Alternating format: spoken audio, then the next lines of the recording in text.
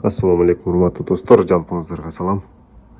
Бул жакта менде Сагызганын балапаны жаңы туткундан чыкканды алып келдик. Бүгүн уже 2 күн болуп калды. 2 күндөн бери тамак берип багып атабыз. Буну кантип багабыз дегенде, достор, мондай каша болот. Кашанын ичинде бир жумуртканы сууга кайнатып, агын аласыздар, белогун алып.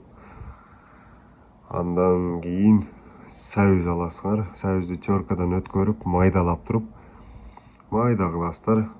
Анан творогдун эчтеке кошулбаганын алып туруп, аны аралаштырабыз. Анан этти азыраак кылып туруп аралаштырасыздар дагы. Бардыгын аралаштыргандан кийин ушундай болуп каша пайда болот. Каша пайда болгондон кийин анан ондай шприцтин аркасынан киргизип туруп, оозун ачып, оозуна куя бересиздер.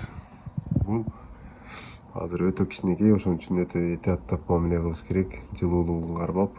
Анан тамак жегенде дагы ар 1 саат, 2 саат сайын тамактанат.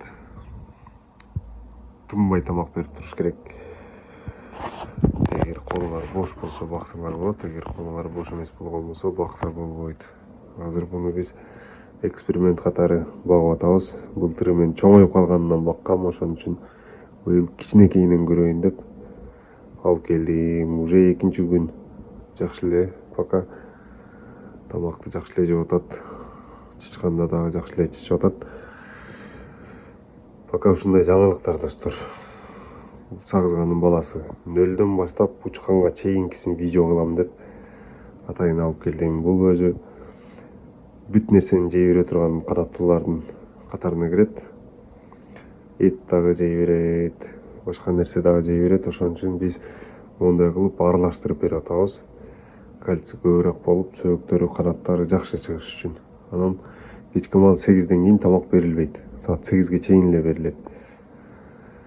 Эртең менен саат 8ден баштап кечки саат 8ге чейин тамак бересиздер. Ар саат сайын, 1 саат сайын, 2 саат сайын. Андан кийин уже уктайт. Уйкусу дагы толук болуш керек. Бул азыр 2-нчи күн мондай тамак, мондай буюрса калтырбай көрүп тургула. Мен утуру чоңойгон сайын киргизип турам.